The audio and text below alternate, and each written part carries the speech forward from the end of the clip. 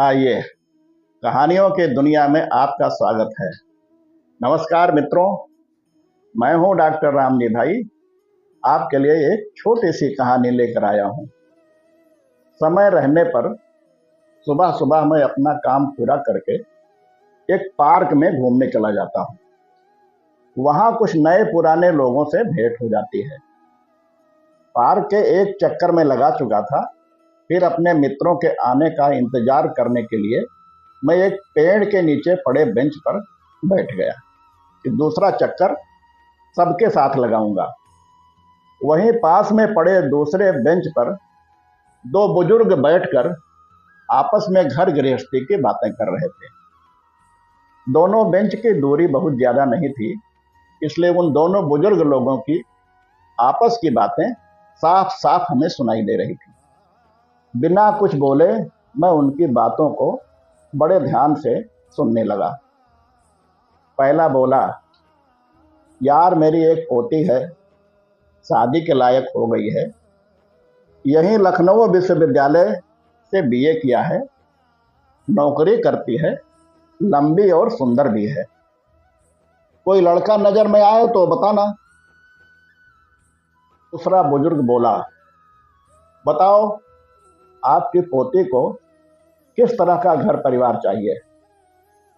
पहला बुजुर्ग बोला, कुछ खास नहीं चाहिए, बस लड़का एमए एमटेक किया हो, उसका अपना घर हो, कार हो, घर में एसी हो, नौकरी हो, अच्छी सैलरी, कम से कम 1 लाख रुपया तक तो हो ही, और अगर नौकरी ना हो तो अच्छा सा बड़ा सा जमा जमाया व्यापार हो। इतना सब हो तो बात बन जाएगी। दूसरे बुजुर्ग ने पूछा, बस इतना ही या और कुछ चाहिए। पहला बोला, हाँ, सबसे जरूरी बात यह है कि लड़का अकेला होना चाहिए, माँ बाप भाई बहन नहीं होने चाहिए। वो क्या है ना, परिवार में बाकी सब लोगों के रहने पर आपस में लड़ाई झगड़े बहुत होते हैं। यह सुनकर दूसरे बुजुर्ग की आंखें भर आईं और फिर अपनी पैंट की जेब से रुमाल निकालकर आंखें पोंछते हुए बोला, हाँ यार, मेरे एक निकट के दोस्त हैं, उनका एक पोता है, उसके भाई बहन नहीं हैं, माँ बाप अभी कुछ दिन पहले कोरोना की महामारी में चल बसे। यहीं अच्छी नौकरी है, लगभग 1.5 लाख की सैलरी है, गाड़ी है, बड़ा सा बंगला है, घर में नौकर चाकर है। पहला बोला, तो बात चलाओ, करवाओ ना रिश्ता पक्का।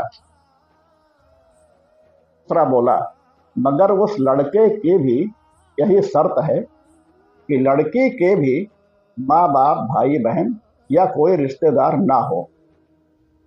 कहते कहते उनका गला भर आया। फिर बोले, अगर आपका परिवार आत्महत्या कर ले तो बात बन सकती है, आपकी पोती की शादी उससे हो जाएगी और वो बहुत सुखी रहेगी। पहला बोला, ये क्या बकवास है, हमारा परिवार क्यों करे आत्महत्या, कल को उसकी खुशी में दुख में कौन उसके साथ उसके पास होगा। दूसरा बोला, वाह मेरे दोस्त, वाह, खुद का परिवार परिवार है और दूसरे का कुछ नहीं। पहले वाला बुजुर्ग बेहद शर्मिंदगी के कारण कुछ नहीं बोला और उठकर वहां से चला गया। मेरे दोस्त, अपने बच्चों को परिवार का महत्व समझाओ।